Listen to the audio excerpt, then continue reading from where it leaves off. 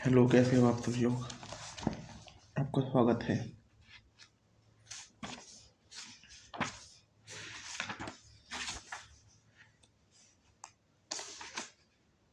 देखो, अब ये बहुत अच्छे टाइम पर ये चैप्टर खुला है।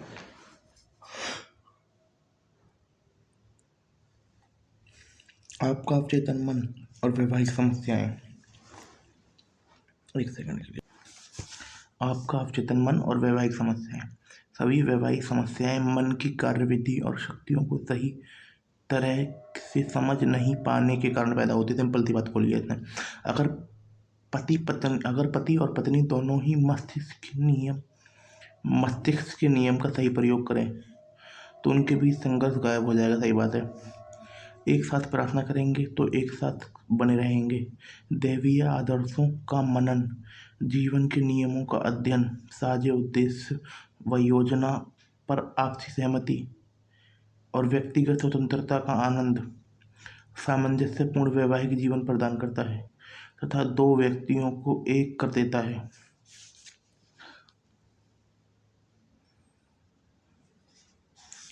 तलाक को रोकने का सबसे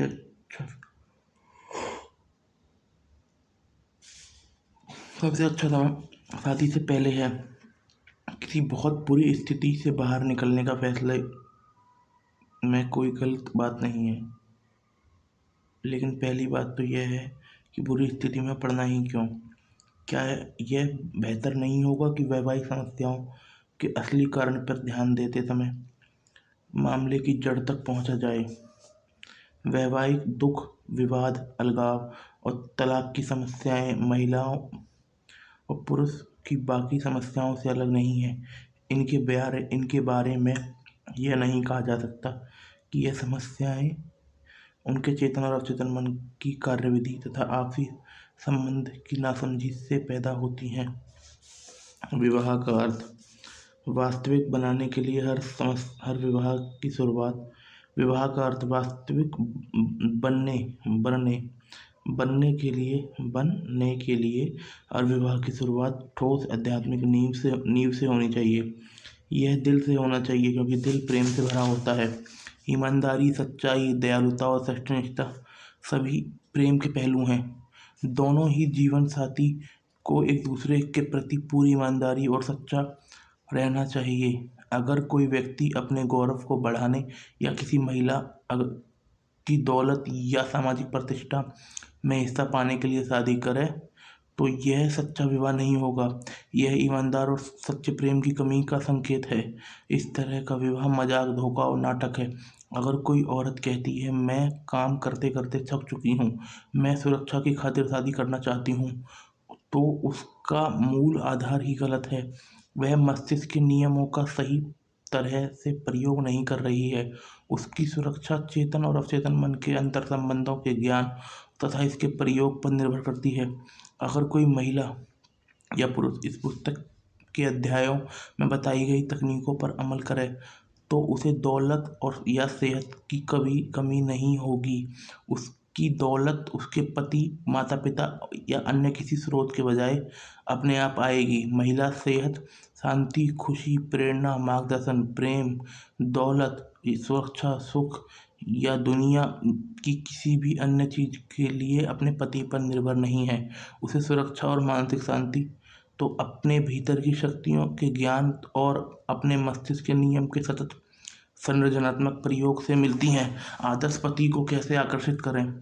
अगर आपने इससे पहले के अध्याय पढ़ लिए हैं तो अब तक आप जान चुकी होंगी कि आपका अवचेतन मन कैसे काम करता है। आप जानती हैं कि आप इस पर जो भी छाप छोड़ेंगी वह बाहरी जगत में साकार हो जाएगी। इस समय अपने अवचेतन मन पर उन गुणों और लक्षणों की छाप छोड़ें जो आप किसी पुरुष में चाहती हैं। यहाँ एक उत्कृष्ट तकनीक दी जा रही है। रात को कुर्सी पर बैठ जाएं, आंखें बंद कर लें, स्थिर हो जाएं, शरीर को पूरी तरह ढीला छोड़ दें, बहुत शांत, निष्क्रिय और ग्रहणशील बन जाएं। अपने अवचेतन मन से बात करें और कहें, मैं अब एक ऐसे पुरुष को आकर्षित कर रही हूँ जो ईमानदार, सच्चा, वफादार, निष्ठावान, शांत, खुश और समृद्ध है, जिनके गुण की प्रशंसा करती हूँ। वे मेरे अवचेतन मन में इसी समय उतर रहे हैं।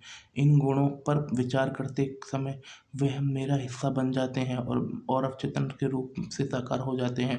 मैं जानती हूँ कि आकर्षण का नियम अचूक है और मैं अवचेतन के विश्वास के अनुसार अपनी और किसी पुरुष को आकर्षित करती हूँ।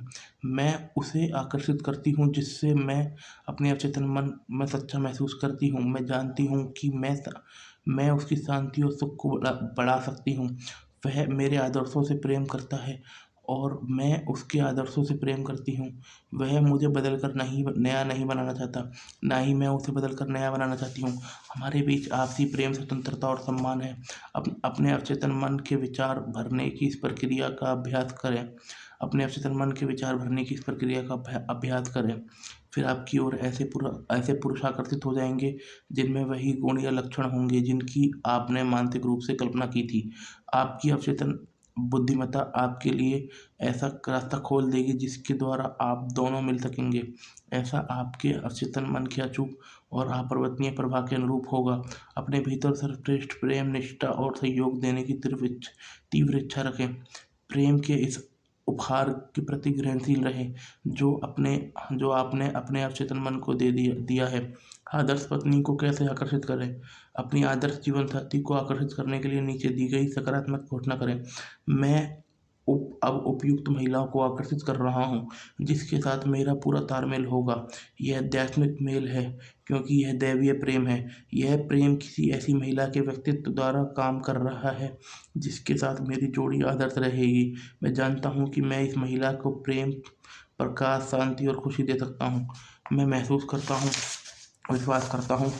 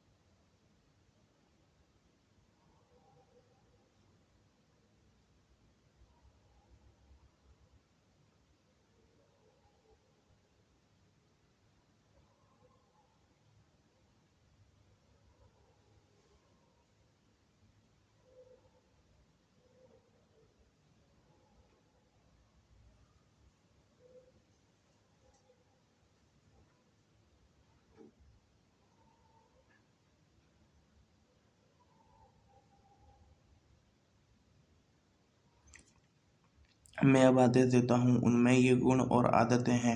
वह आध्यात्मिक, निष्ठावान, वफादार और ईमानदार हैं। वह सामंजस्यपूर्ण, शांत और खुशमिजाज हैं। हम एक दूसरे के प्रति प्रबलता से आकर्षित हैं। जो प्रेम, सत्य और सुंदरता से संबंध रखता है वह ही मेरे अनुभव में आ सकता है।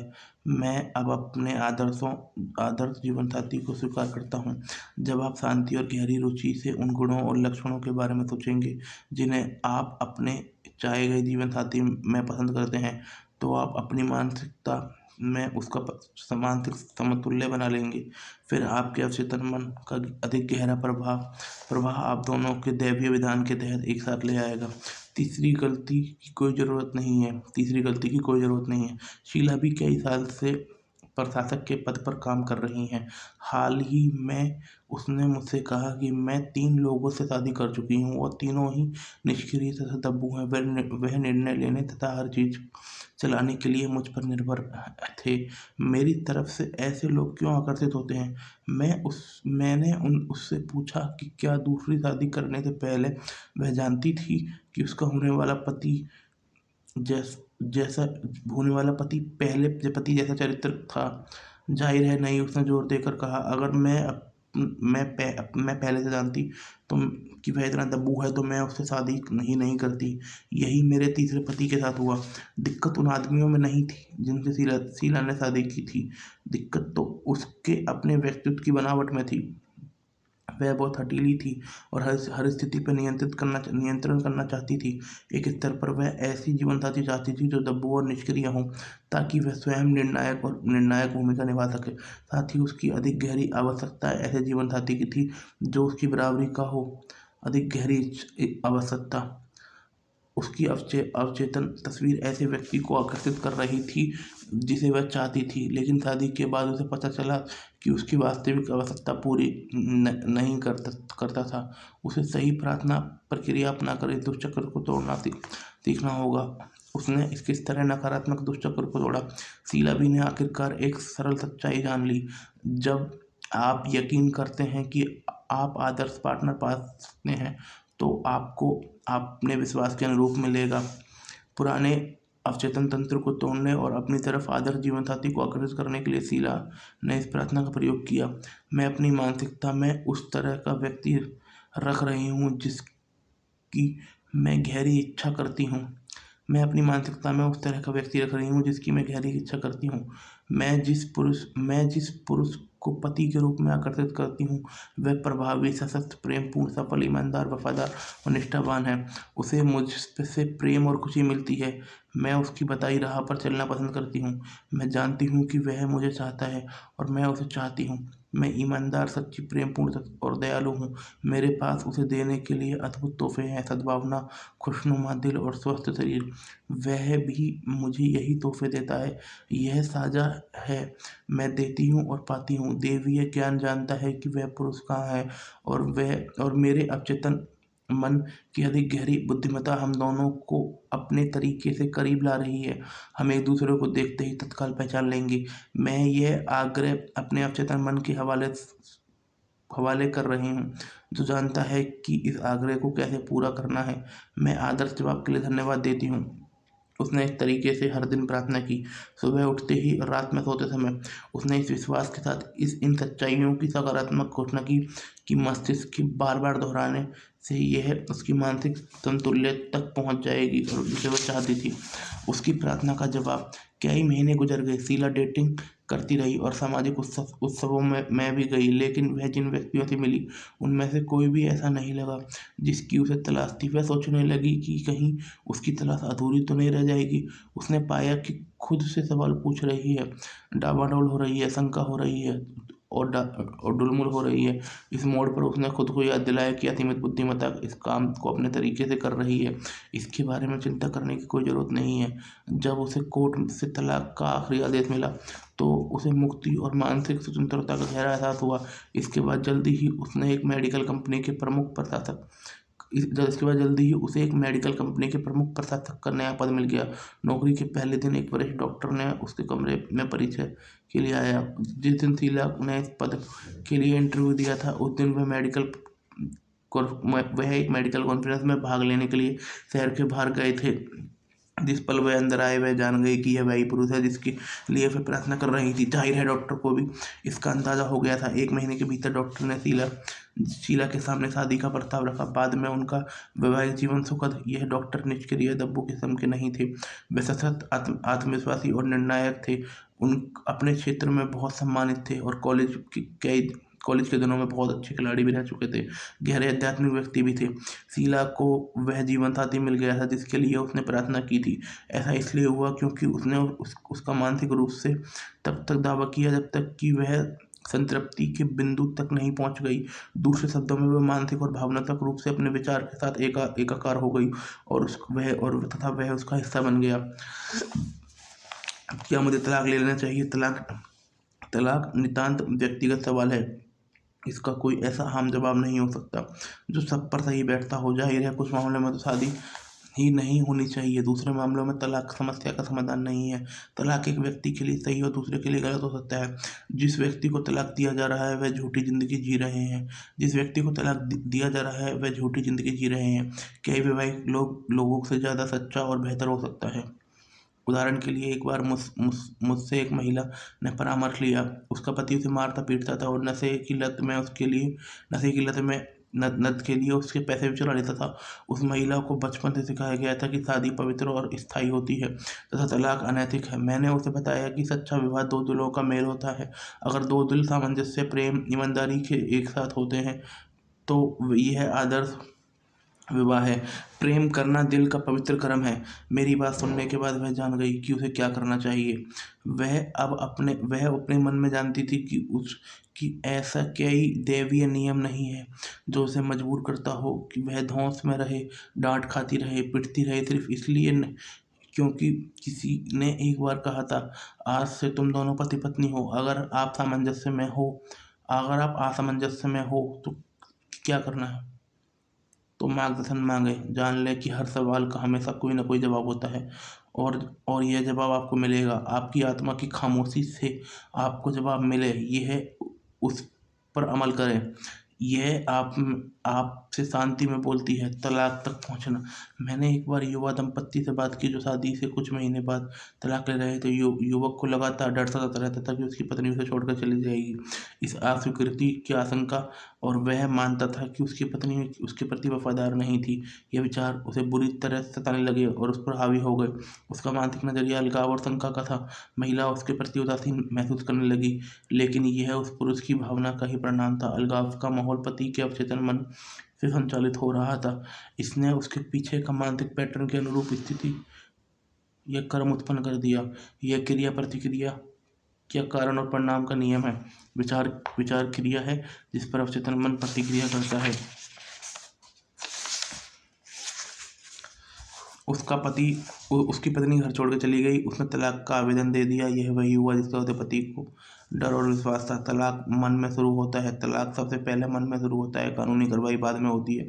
एक युवा पति पत्नी द्वेष, डर, शंका और क्रोध से भरे थे। इस तरह का नजरिया पूरे अस्तित्व को कमजोर करता है, थका देता है और परास्त कर देता है। उन्होंने यह जाना कि नफरत अलग करती है और प्रेम मिलाता है। उन्हें एहसास होने लगा कि वे अपने मस्तिष्क के साथ क्या कर रहे थे। उनमें से कोई भी मानसिक कर्म के नियम को नहीं जानता था। वे अपने दिमाग का दुरुपयोग कर रहे थे और परेशानी तथा दुख को आमंत्रित कर रहे थे। मेरे सुझाव पर यह दंपत्ति साथ रहने लगे और प्रार्थना चिकित्सा के प्रयोग करने लगे। वे एक दूसरे के प्रति प्रेम, शांति और सद्भावना जताने लगे, और वे एक दूसरे के प्रति सामंजस्य, सेहत, शांति और प्रेम प्रकट करते थे तथा रात को बारी बारी से भजन पढ़ते थे।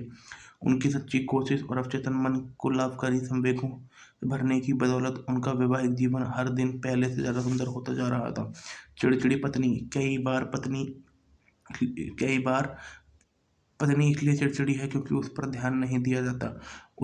उसकी प्रेम और स्नेह की नैसर्गिक इच्छा ऐसे तरीक़ों से व्यक्त होती है जिससे उसका जीवन साथी उससे और दूर भागने लगता है। अपनी पत्नी पर ध्यान दें और उसकी सराहना करें।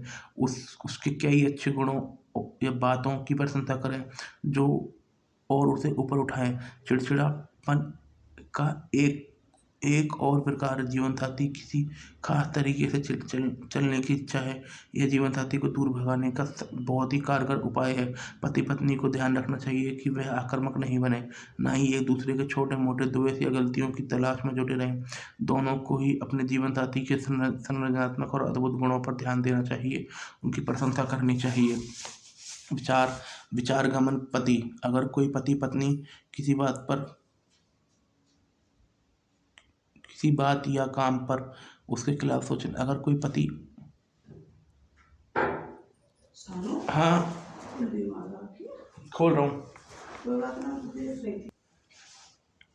विचारगमन पति। अगर कोई पति अपनी पत्नी की किसी बात पर या काम पर उसके खिलाफ सोचने लगता है या विकृति मानसिकता अपना लेता है तो मनोवैज्ञानिक रूप से वह विचार कर रहा है। एडल्ट्री का अर्थ अडोल्ट्री है, जिसका मतलब है नकारात्मक और विध्वंसक चीज़ों पर ध्यान देना।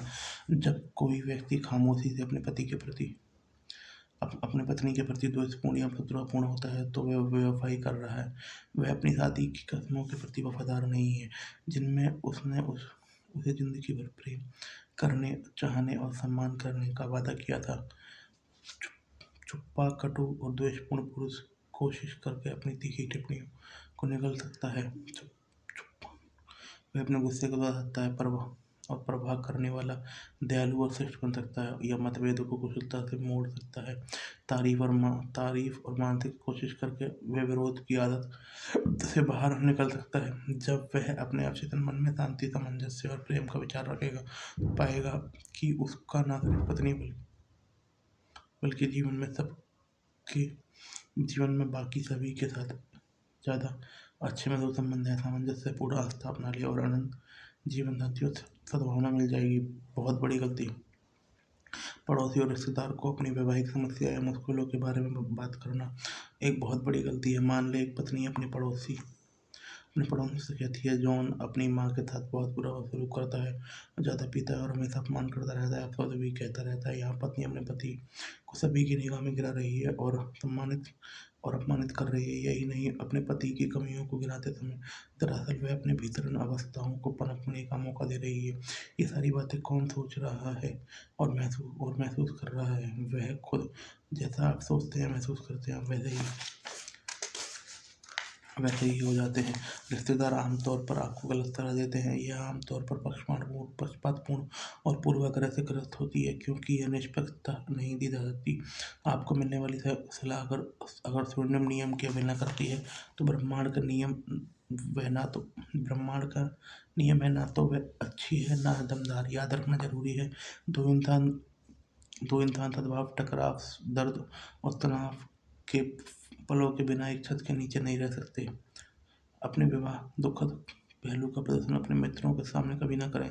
अपनी लड़ाइयों अपने तक ही सीमित रखें। अपने जीवन साथी की आलोचना या निंदा से बचें। अपने जीवन साथी को बदल कर नया बनाने की कोशिश ना करें। पति पत्नी को यह कोशिश नहीं करनी चाहिए कि उनके जीवन साथी वो उनकी तरह बन जाएंगे। उन्हें बदलने की कोशिश उनका अपमान करना है और यह बताना है कि वह खुद महत्वपूर्ण नहीं है। यह कोशिश हमेशा मूर्खतापूर्ण होती है और कई बार तो वैवाहिक जीवन को तबाह भी कर देती है। किसी को बदलने की कोशिश उनका गर्व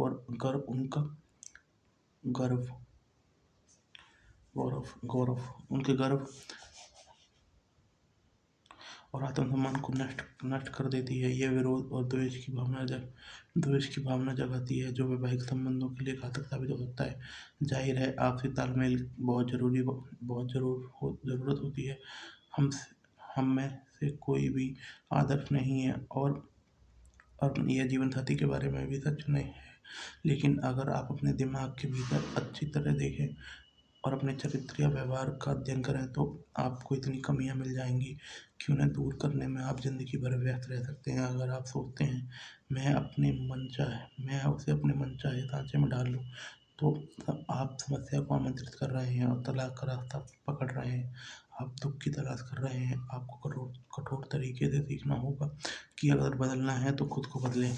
इन कदमों द्वारा प्रार्थना करके एक साथ रहें। पहला कदम वह छोटी मोटी निराशाओं से होने वाली चिढ़ को अलग दिन तक नहीं ढोएं। रात को सोने से पहले एक दूसरे से हर कड़वी बात के लिए माफ़ कर दें। सुबह जिस पल जागें यह दावा करें कि असीमित बुद्धिमत्ता आपको सभी तरीके से मार्गदर्शन दे रही है। शांति, सामंजस्य और प्रेम के विचार अपने जीवन साथी परिवार के सभी सदस्यों और पूरी दुनिया के लिए एक तरफ प्रेरित करते हैं। दूसरा कदम, नाश्ते समय भगवान को याद रखें। स्वादिष्ट भोजन, समृद्धि और सभी नियमताओं के लिए शुक्रिया अदा करें। यह सुनिश्चित करना कि टेबल पर समस्या, चिंता, बहस करने वाली बातचीत नहीं हो।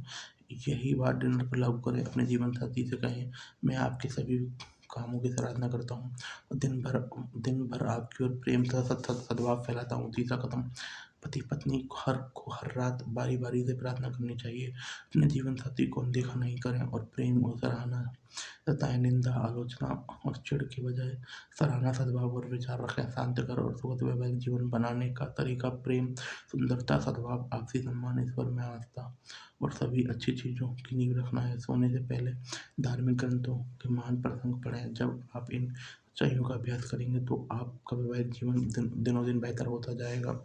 याद रखने लायक विचार, मानसिक और आध्यात्मिक नियमों का अज्ञान ही सारे दुखों का कारण है। साथ वैवाहिक प्रार्थना करने पर आप एक साथ बने रहते हैं। तलाक को रोकने का सबसे अच्छा समय विवाह से पहले है। अगर आप सीख लेते हैं कि सही तरीके से प्रार्थना कैसे करना है, तो आप अपनी ओर सही जीवन साथी को आकर्षित करेंगे। विवाह पुरुष और स्त्री का मेल है। जो प्रेम की डोर आप बांधते हैं, उनके दिल में होकर धड़कते हैं और वह आगे ऊपर तथा ईश्वर की तरफ बढ़ते हैं। विवाह खुशी की गारंटी नहीं है। लोग ईश्वर के साथ समझ सकते हो और जीवन के आध्यात्मिक मूल्यों के जरिए खुशी पाते हैं। वे पुरुष और महिला एक दूसरे की खुशी और सुख में योगदान दे सकते हैं। आप उन गुणों और विशेषताओं पर विचार करके सही जीवन साथी को आकर्षित करते हैं जिनकी प्रशंसा आप किसी पुरुष या महिला में करते हैं। फिर आपका अवचेतन मन आपको दैवीय विधान में एक कर देगा। आप जीवन साथी में जो चाहते हैं उसके मानसिक समतुल्य को अपनी मानसिकता बना लें। आप जीवन साथी में जो चाहते हैं उसके मानसिक समतुल्य को अपनी मानसिकता बना लें। अगर आप जीवन में सच्चे, ईमानदार, प्रेमपूर्ण जीवन साथी को आकर्षित करना चाहते हैं तो आपको खुद ईमानदार, सच्चा, प्रेमपूर्ण बनना होगा। आपको शादी में गलतियाँ दोहराने की ज़रूरत नहीं है। जब आप सचमुच यकीन करते हैं कि आप आदर्श जीवन साथी मिल कि आपको आदर्श जीवन साथी मिल गया है तो आपको विश्वास के अनुरूप ही मिलेगा। विश्वास करना किसी चीज़ को सच मानना है। आपने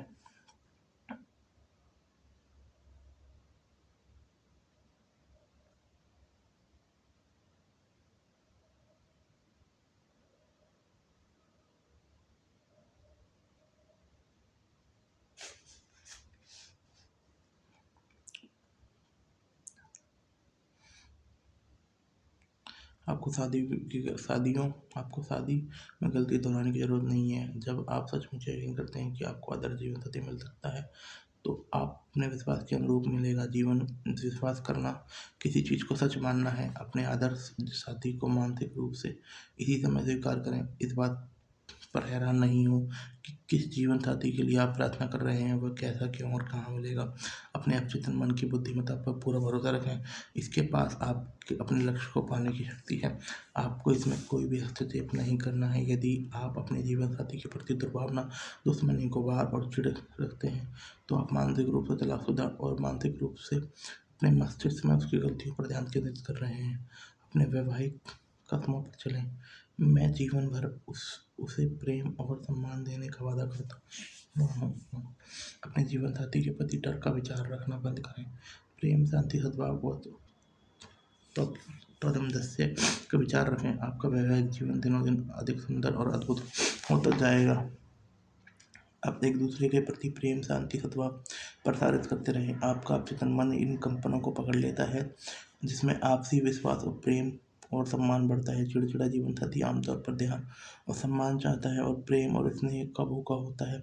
उसके कई अच्छे गुणों की तारीफ करें और उसे ऊपर उठाएं। जो दिखाएं कि आप उनसे प्रेम करते हैं, उनकी सराहना करते हैं। जो जीवन साथी एक दूसरे से प्रेम करते हैं वे शब्द, कर्म या मन में कोई प्रेम विरोधी या दया रहित काम नहीं करते।